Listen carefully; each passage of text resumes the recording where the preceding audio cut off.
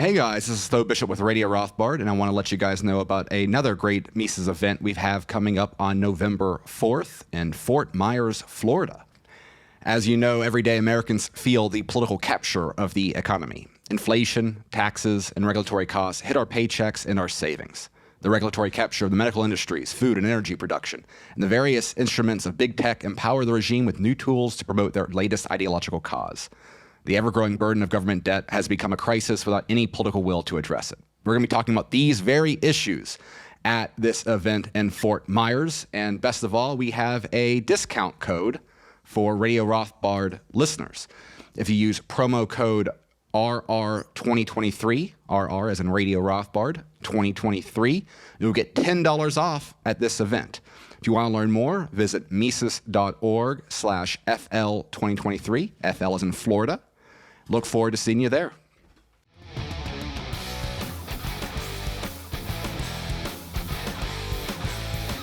Welcome back to Radio Rothbard. I am your host, Tho Bishop, and joined this week not by Ryan McMakin, but by Connor O'Keefe, who wears many hats at the Institute, has a weekly column on the Mises Wire, including one this week, which we'll be discussing. And the topic today, unavoidable, is the renewed conflict in the Middle East and the aftermath of Hamas's attack on Israel. And Connor and I were talking off air about kind of the difficulty of dealing with this topic because, for one, there's a lot of changing variables on this. The size and scale of this conflict. Does this become something larger? Do other countries get involved? The specter of American involvement, which is something obviously we do not want to see. Ryan has a great column on that on the Wire this week. But it's a very emotionally charged topic. It's a very conflicting topic. When you see, it's kind of interesting seeing war play out in the age of social media, and where you almost like real time are seeing this stuff play out. The rave at the Gaza Strip border and things like that. And Connor, as both of us are on the younger side of the Mises staff, we both kind of come of age in the era of the Iraq War. We've kind of only known sort of chaos and conflict within the Middle East, and I know it's very difficult to see what had kind of appeared to be a period of kind of moving past the war on terror days. Those are back. If politics lasts 8 years or so, is kind of a return to the 90s. In some ways, it seems like we're speed running back into the 2000s. And you have an article about the importance of respect for the innocents involved in any struggle between states, and Hamas having being a terrorist group, but also acting as the government authority within Palestine. Innocent people are caught up in the mix of this. And, so what have been your thoughts last few days, as difficult as they might be? It's just been terrible. Like I said, I've just kind of felt sick with all this. Obviously, it's all over the news, all over social media. And it's just like when things like this happen and everything is so fresh, it's kind of when emotions are highest. And as I said in my article, like rightfully so, I think the correct reaction to some of the imagery and just the reports we're getting is to be emotional, angered, outraged. So I've been feeling a lot of that.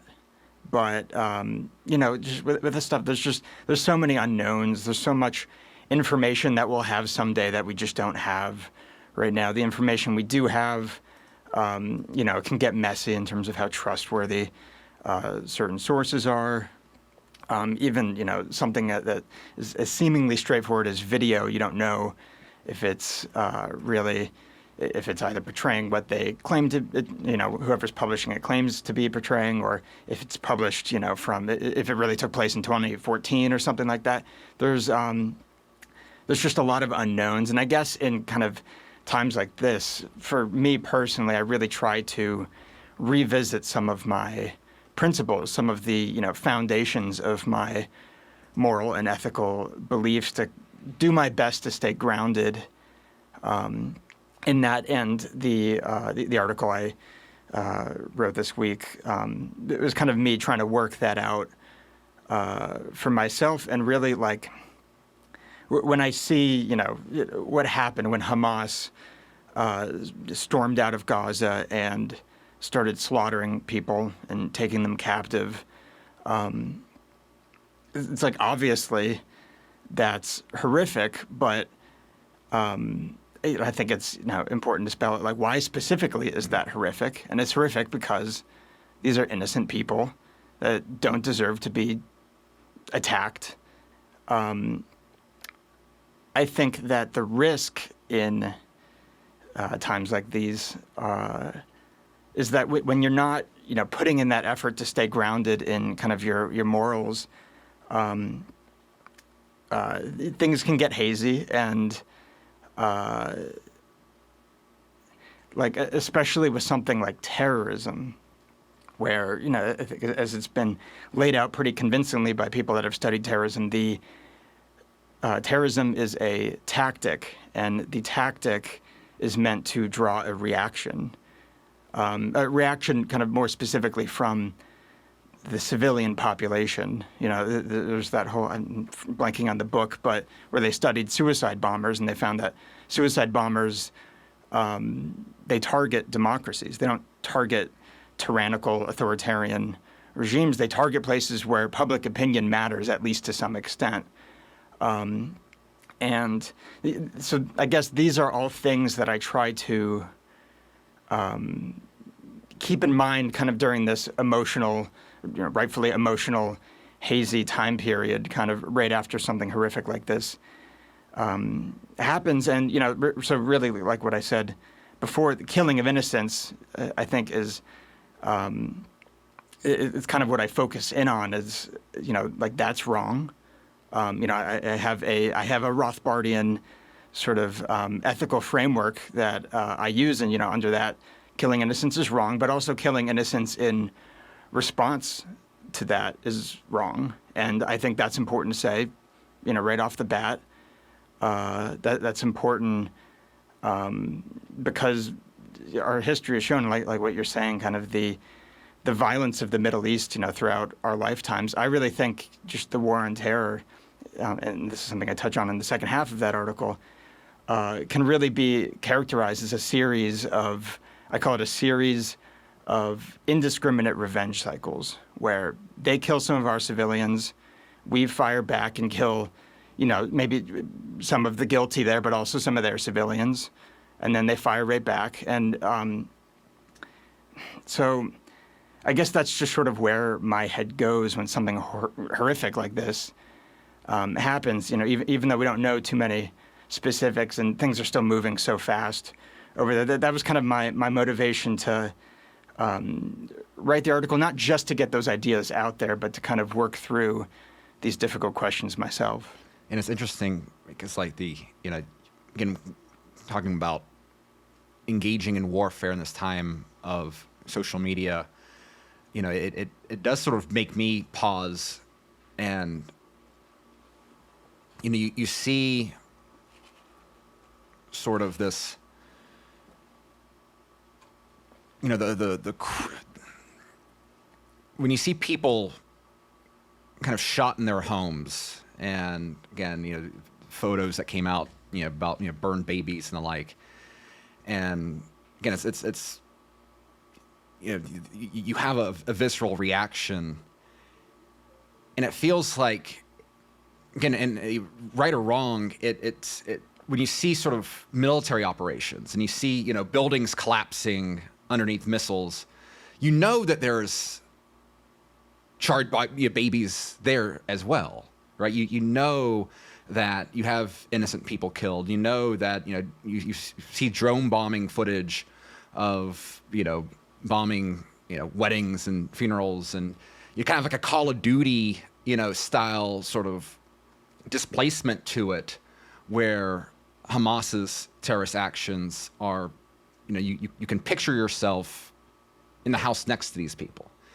And I think that's one of the, again, these as you mentioned, the way that terrorism operates off of this emotional framework. And of course, this has been kind of a key element of the conflict between the state of Israel and Hamas and Gaza Strip, West Bank, et cetera, for a long time now. This is a standard sort of cycle.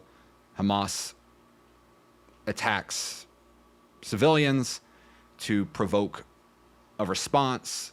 The military response from the state of Israel leads into air support and artillery shells. Hamas places strategic military points around civilians. They bank upon civilian deaths to help spark international condemnation of Israel. They use that to stop these operations, and then there's ceasefire for a while until the whole cycle starts over again. And I think it is worth addressing that, when we, us as Rothbardians looking at this from a state analysis standpoint, so first and foremost, that the state of Israel completely failed here.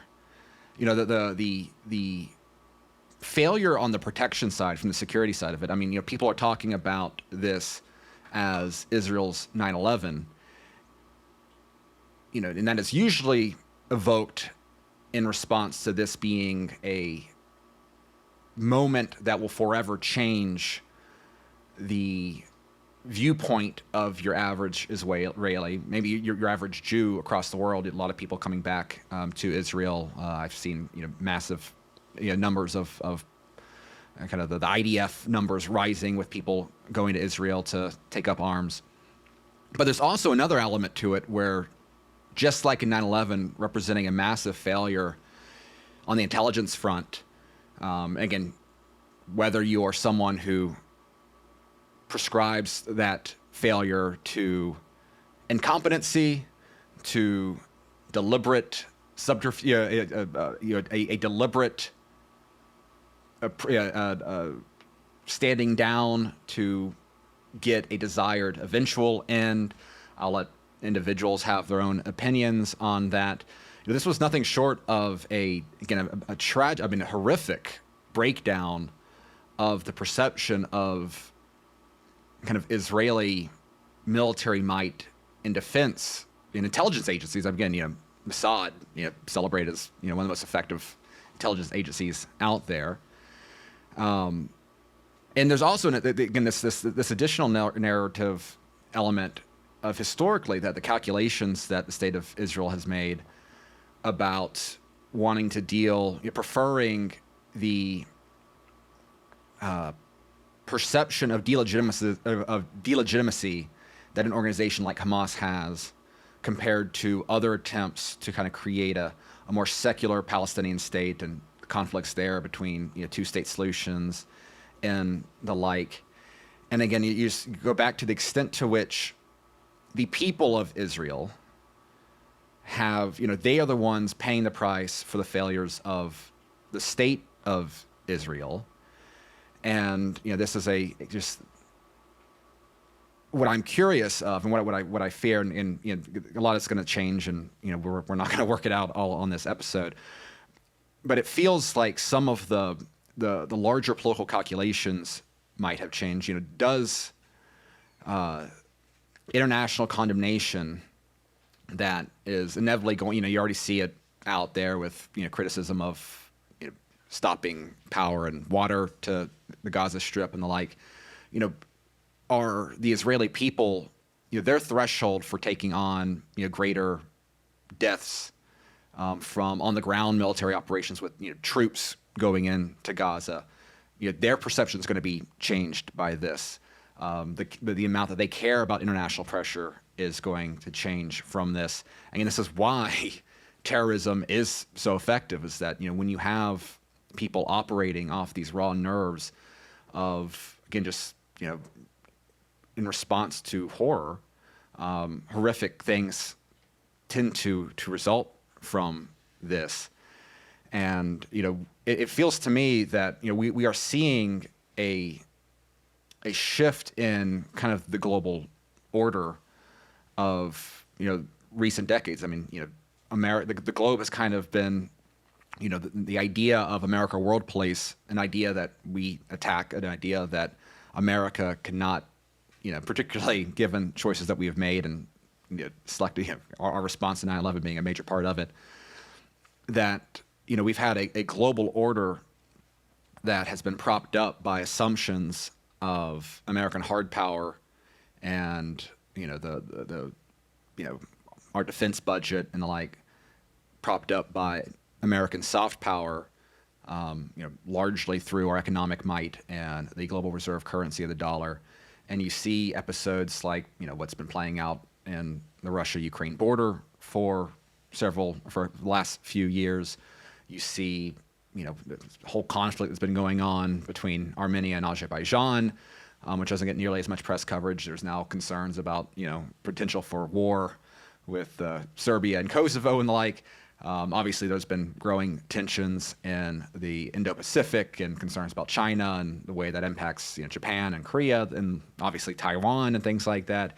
And it just feels like a lot of the assumptions that have underpinned kind of the global order of kind of the post-Cold War world are kind of breaking apart at the seams. And I think a big part of that has been the way that America has undermined, again, deciding, the amount of blood and treasure spent making the Middle East a less stable place, knocking off Saddam Hussein and Muammar Gaddafi and having terrorist agents kind of pop up in the void and the like. That this is a global breakdown of a lot of assumptions that have been underpinning a lot of the geopolitics of the world, and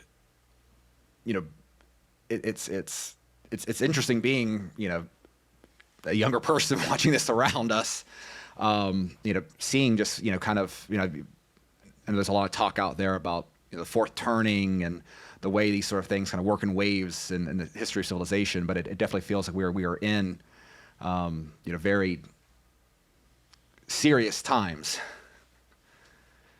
Yeah, absolutely. And not that this started this past weekend. It's been a broader thing, and I really think like you're right, it's disorienting for those of us who are young enough where this has been our whole life, has been kind of this Pax Americana post-Cold War era where not only did you have people like the neocons who were kind of dreaming up these projects for American hegemony, but there was actually something to the fact that we could go and just take out Saddam when he invaded Kuwait. Nobody was going to stop us. That was something that was in the power of the United States government to do. And I'm of the belief that post-Cold War era was it was killed by those very neoconservative American projects to remake the Middle East. But I really think that the Russian invasion of Ukraine was, in my mind, in terms of the current transition we're going through, that was just a major moment there where they just did something that Washington, did not want them to do, and obviously Washington has thrown their support behind the Ukrainian government there, but it's been notable that that sort of global hegemony is being challenged by powers like Russia, and and obviously you have all the stuff going on with BRICS. There's just it feels like the bluff is being called, and there are still plenty of people in the U.S. that go charge ahead as if we have obligation being a separate thing, but the ability to stop all bad things from happening on every square inch of earth. And I think that what's interesting about this week now is you have after we're over a year and a half into the invasion of Ukraine, after pouring all that money, all those weapons there, our stockpiles, they're not what they once were, and to the extent people are calling on sending military aid to Israel to kind of to use the same playbook. It's interesting to see who, if anybody, wrestles with the fact that we're in a different position than we were, January 1st, 2022, before sending so much over to Kiev. I don't know. It's an interesting thing to kind of look at this story on multiple scales. So, obviously, my article was very small scale in terms of the individual level of innocence in the line of fire, and kind of a call to go after the guilty, but only the guilty. But then you zoom way out to not just the geopolitics of this, but kind of the historical cycles, and there's just there's so many unknowns, and things are moving so fast. But it's pretty clear that the world that we grew up in, it feels wrong to say it's changing, but the events that we're seeing are indicating that the world that we grew up in is not exactly the world that we have right now. And another interesting component of this is that, the role that some of America's attempts and various adventures might have played in this conflict and in this attack is also worth, noting. There's reports out there of, again, dealing with the fog of war, particularly in a social media environment. It's always important to be skeptical of any reports until there's firmer documentation, but not difficult to believe, right, that, all those very nice, shiny weapons and resources that were left in the sands of Afghanistan, playing a role, making their way into the West Bank, or into Gaza, the role that some of the Ukrainian arms sent over there. Again, not that the Ukrainian state would necessarily, not trying to place any blame on Zelensky or anything like that, but, when you're dealing with, war environments, the idea is that you're going to have gangsters and the like take advantage of the chaos to relocate weaponry for their own purposes and sell it and put it in the hands of people with very bad intentions is all out there. And so again, the lack of, the hubris that has, from Washington, fuels. Again, I don't want to get into kind of the convenient, blame America narrative for every bad thing that happens in the world. But the reality is that there is a lot of weaponry out there that American taxpayers have paid for that have not been particularly well accounted for. And hopefully, what's going to be interesting to see is the lasting power of any of the lessons from the last 20 years, because we've seen a shift, particularly in the political right, the kind of war wariness, lessons learned from the disasters of the Bush and Obama foreign policy. I have been, this is like the perfect sort of conflict, right, for a lot of those, political gains, for lack of a better word, could be lost. And obviously we're seeing, see Lindsey Graham, talking to Mark Levin, and it's, you're having flashbacks to 2002 and you're talking about holy war and et cetera, et cetera, et cetera. Plenty of that content out there, mostly from the same names that have have no shame, learn no lessons. But it has been interesting to see. Obviously, there was an interview with Tucker Carlson with Vivek Ramaswamy, who, pushed back hard against the more explicit, shameless neocon voices out there. People like Dan Crenshaw and Lindsey Graham. I want to credit Matt Walsh, who with the Daily Wire, and obviously Ben Shapiro probably has a different view on this, but he has made it very clear that he does not want to see any American involvement in this conflict, that America can't afford another war. You've even seen Ron DeSantis, who has been very hawkish on Iran and continues to take a very hawkish position in terms of economic retaliation to Iran.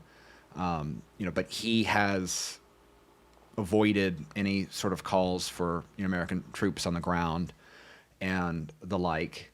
And so it seems that while I have no doubt that we will see the response from Washington very similar to the response that we saw from Washington after the Russian invasion, plenty of tax dollars are going to be going to Israeli military forces. No worries there. In fact, there was a statute that kind of put American taxpayer support for the Israeli military on auto pay, so that even if you have complete gridlock in Washington, and obviously you still have the Speaker of the House battle going on and playing out there, that don't worry, at least Washington money will continue to play into that. They've prioritized that, but it's going to be interesting to see how the growing, I don't know if you want to call it anti-war necessarily, but growing skepticism of American military adventurism, see the state that plays over the coming months. And of course, we are only, one, bad situation, the same way, same situation in Russia and Ukraine. Whenever you have hot battlefields, whenever you have very active military fronts, and whenever you have American targets, or in the case of Russia, Ukraine, NATO allies, that close to the battlefront, you are, where we're sending aircraft carriers, closer to the situation right now. What happens if you have a speedboat full of explosives, do something that brings America into the war? What happens if a stray Russian missile, kills people in Poland? That's one of the dangers, is that the thin line from a regional conflict to a global conflict, which could have civilizational consequences, is very, very thin. And so hopefully some of the proclaimed lessons learned from the 2000s are, continue to have hold in certain pockets of DC and are not quickly wiped away in response to the, again, understandable emotions and anger from an event like this. Right. And I don't know, it'll be interesting to see. I feel like the next couple days will be telling in that way. And, I always tend to kind of doubt, how accurate what I'm hearing on social media is for representing, the broader discourse. I don't know how much or how good I am at getting a good, sample of American public opinion.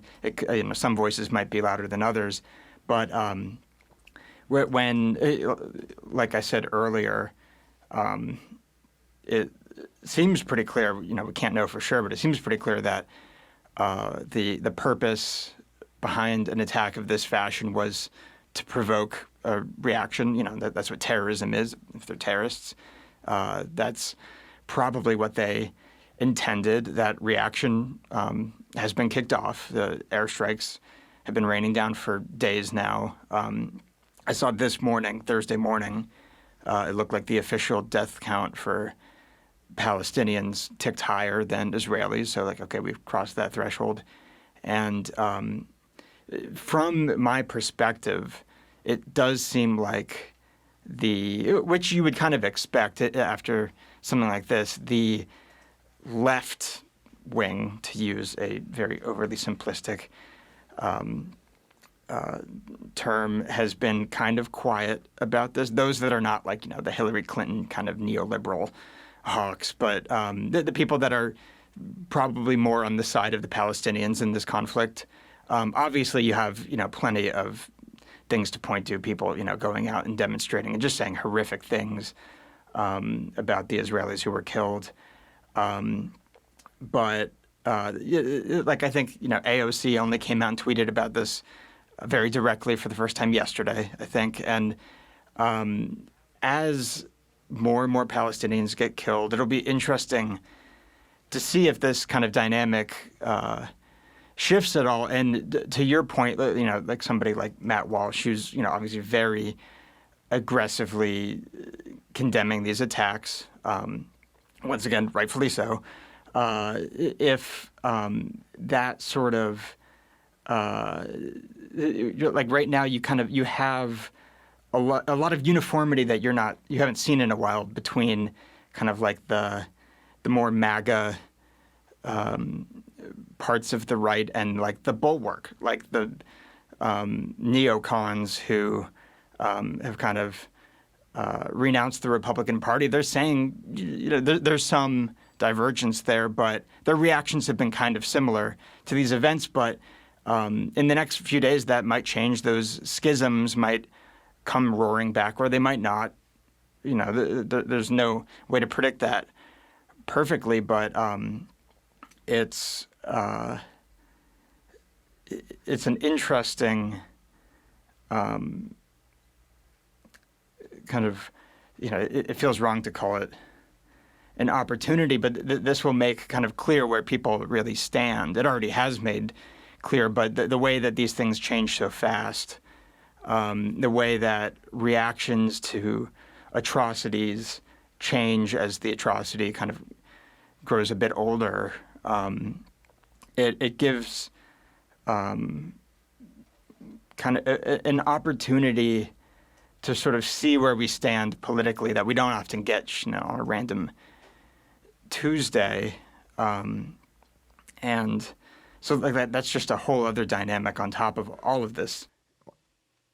Well, what was interesting too is that it feels we can't talk about any major event without having some sort of Trump reference. But one of the things I found interesting is Trump gave a speech this week, and he actually even he took shots at Netanyahu during this speech, which is interesting. I mean, it's something that is completely unthinkable, particularly from a Republican politician, kind of in the aftermath of this.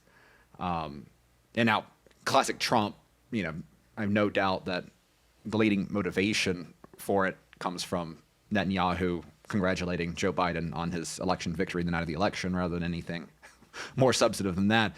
But it is interesting that you just seeing that sort of response as just a change from again, this very likely. I mean, I don't think that the events of the last few days have hurt his chances against Biden next time around. But that's also kind of just an interesting political development that is worth monitoring going forward. But there's also, I think, you mentioned some of the left's coalitions there, and I think that it will be interesting to see the schism there, because you've seen rallies and protests and the like, Black Lives Matter groups having the Hamas paraglider on the graphic, which is not particularly subtle, but subtlety has never really been their specialty anyway, I suppose. And so I'm interested to see how this shapes the politics of the left going forward, because you very clearly have a not small segment that is motivated by this sort of sense of intersectional social justice crusades, right? So the plight of the Palestinians is in common cause with the perceived victimization of, Black Americans and, National Indigenous People Day and the like, right? You have on the left this collection of perceived victim groups that have no shame, are proud to announce their solidarity with not just Palestine, but very vocal. Again, alluding to outright celebration of Hamas itself, and that stands in contrast to the more traditional, Hillary Clinton style Democrat Party that has, for the most part, outside of some occasional wagging the finger at maybe some aggressive new settlement plans, and never been particularly fans of Netanyahu and the more conservative political aspects of factions within Israel. It's going to be interesting to see how those two paths continue going forward, because I think that the left's political coalition in the U.S. has long been sort of this hodgepodge of different demographics that don't have a lot of common cause. We've seen this even play up. Some of these Muslim majority neighborhood communities in Michigan and Minnesota and the like, right? They were not down with having trans pride flags flying in government buildings. You have a lot of very stark differences within the left's sort of political coalition that have long been kind of held together by, on one hand, different sort of patronage aspects, right? Various expanding civil rights benefits and well-financed groups that deal with certain sort of demographic interests and the like. And the other side's been hatred of Republicans, either Donald Trump particularly, whether it is still the aftermath of the Bush administration. And worth noting that the American Muslim community actually was a majority Republican minority group prior to the War on Terror era. And again, I do not want to try to trivialize the events of the past week and kind of look at it purely from a political lens, but I think that this is really also a global issue when you consider the way that major mass migration patterns in Europe itself being fueled by foreign policy, the consequences of foreign policy and the like, the way that the different interests and perceptions when it comes to global affairs, seeing that play out in societies that have are not going to be unified. They're not going to see the world from a similar lens. We've gone from nations kind of built by common culture and often religion, language groups, common history, to kind of nations whose only common experience is who they write their tax check to. And I think that's just kind of further kind of goes to some of the ways that the modern political order it would be very interesting to see how it responds to the unique stresses of some of this global turmoil. Yeah. And I agree with everything you said there kind of about the left. And I really feel like I didn't really attack it directly in my article, but like the left has just they've gone all in on this like collectivized justice view of the world. And, that's kind of how you get all these, like what you're saying, these groups that don't, on paper seem to have a lot in common, but how to get them all together is you kind of just break everybody up into these like homogenous groups, and then, they're either oppressor or oppressed. And it's just, so like when AOC is tweeting yesterday about how, we shouldn't have collective punishment the Gazans, which is basically what I was arguing in the article, it just rings so hollow coming from somebody like that, in my opinion. Like just this, the inability to, or the unwillingness to get specific when it comes to oppressors or aggressors or the enemy, whatever you want to call it, I think is something it really needs to be pushed back on. And it rings hollow when the people that do that for all, the groups that they don't like, suddenly try to kind of appeal to reason, when it's being turned on a group that they do like. And I don't know, but to my earlier point about, atrocities kind of tugging at the potential schisms between, political groups. Who knows if that's going to happen on the left? They've been, very unified, really, since the Trump years. And I don't know. I haven't been watching them too closely with this. Like I said, they appear to be kind of quiet right now, or quieter than typical. But who knows? So politically, geopolitically, there's so much that's changing, and it's hard to see, where we are right now, only a few days after this really kicked off. It's hard to see not even just where it's going, but where it stands right now with how fast things are moving. Well, I have a feeling this will be a topic that will be making its way into future episodes of Radio Rothbard. We'll get Ryan's opinion in the next few weeks. But I think we will leave it at that. We have going on this week our Supporters Summit. It's going to be a great event in Auburn, Alabama. We're going to have a lot of great content. The focus is on the end of the dollar. So be on the lookout for those videos popping up next week. And also, if you want to play your own role in the Supporters Summit, we've got a auction going on with some very neat things to bid on, some very rare books, a life-size cutout of Hans Hermann Hoppe, Murray Rothbard, if you're looking for one of those.